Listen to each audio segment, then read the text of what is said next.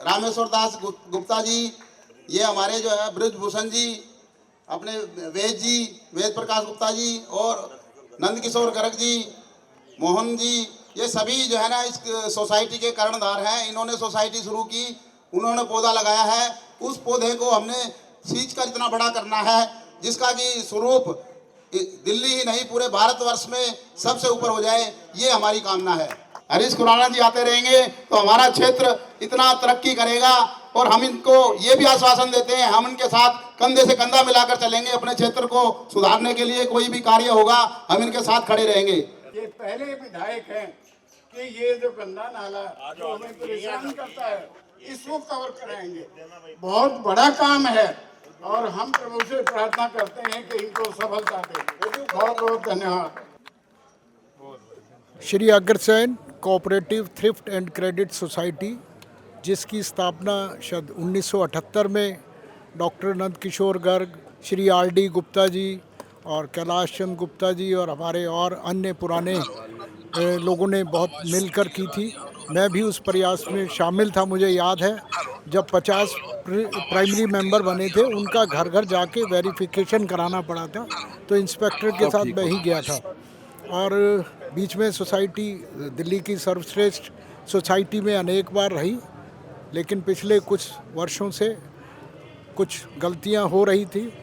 अब इस बार बड़े संघर्ष के बाद हमारे पवन गोयल जी, जो राष्ट्रीय स्वयंसेवक संघ के एक अच्छे स्वयंसेवक हैं, मुझे लगता है उनकी देखरेख में जो पीछे खामियां हुई वो सब ठीक होंगी और ये सोसाइटी आने वाले वर्षों में फिर से दिल्ली की सर्वश्रेष्ठ कोऑपरेटिव सोसाइटी में अपना नाम दोबारा से हासिल करेगी। जो उनकी टीम है उन सबको शुभकामनाएं। हमें पूरी उम्मीद है पवन गोयल जी के नेतृत्व में जो ये टीम चुनकर आई है, ये सोसाइटी के निरंतर प्रगति में पूरी निष्ठा और ईमानदारी से काम करेंगे। जो ये टीम है पूरी एक जंगिस्तान टीम कह सकते हैं, जिन्होंने जवानों ने हमारे बीड़ा उठाया है इस सोसाइटी को काम को सुधारने का और आगे इम्प्रूव करके आगे नई ऊंचाइयों पर ले जाने का। उसमें हमें पूरी उम्मीद है ये कामयाब होंगे। पूरी टीम बहुत अच्छी है, बहुत मन से लगन से काम करेगी और सोसाइटी को नई ऊंचाइयों पर लेके जाएगी। ऐसी आशा है कि पवन गोयल जी जो कि अभी प्रधान बने हैं, उनके नेतृत्व में अपनी ये अग्रसेन कोऑपरेटिव जो सोसाइटी है, ये इनमें जितना भी पीछे का जो गिरावट आई है उसको निस्संदेह पवन गोयल जी सुधार करेंगे और इस सोसाइटी को और ऊंचाइयों पे लेके जाएंगे। और पवन गोयल जी से एक आशा और भी है कि ये सभी को साथ लेके चलेंगे और इनके व्यक्तित्व में एक खासियत भी है कि ये सबको साथ लेके चलते हैं और भगवान करे इनके नेतृत्व में ये सोसाइटी इतनी तरक्की करे कि इसका दोबारा दिल्ली में नाम हो। महाराजा अग्रसेन जी की जय। बड़ा हर्ष का विषय है कि जैसी टीम की हमें बहुत समय से प्रतीक्षा थी, वो टीम आ गई। अपने पवन जी का एक ही नारा है, सोसाइटी को भ्रष्टाचार मुक्त करना, और ये अगर हो जाता है तो ये हमारी बहुत बड़ी उपलब्धि है। सोसाइटी वास्तव में तो गरीब आदमियों के लिए होती है, ठीक है, संपन्नों को भी कई बार नंबर 1 की ज़रूरत होती है तो सोसाइटी मदद करती है। मैं तो अपना ही केस कहता हूँ, हमें ये मकान बनाया, फैक्ट्री बवाना में लगाई, सब में सोसाइटी का पूरा योगदान रहा, लेकिन पूरी निष्ठा के साथ अप टू डेट हमने टाइम पर पेमेंट की। ये हमारा भी कर्तव्य बनता है। जैसे सोसाइटी हमारी माँ है, हम सब का पालन करती है, उसी प्रकार से हमें भी पूरी निष्ठा के साथ समय पर अपनी लोन इंस्टॉलमेंट देनी चाहिए।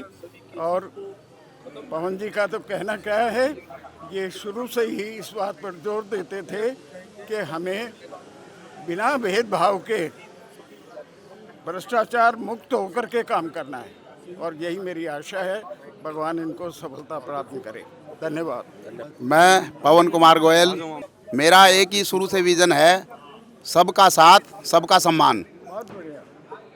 ये अपना पॉलिटिकल मंच नहीं है, इसलिए इसमें सबका साथ सबका विकास वाली कोई बात नहीं है। इसमें सबका साथ और सबका सम्मान जरूरी है। दूसरी बात इसमें यह है, मैं 2006 से सोसाइटी से जुड़ा हुआ हूँ। लगभग 6 बार कार्यकारिणी में चुनाव लड़के कार्यकारिणी सदस्य रहा। मेरे को सोसाइटी की सारी नब्ज़ पता है कि भी सोसाइटी को कैसे ऊपर लेके जाना है। इसलिए मेरे साथ जो टीम चुन के आई है वो भी एक बहुत बढ़िया टीम है।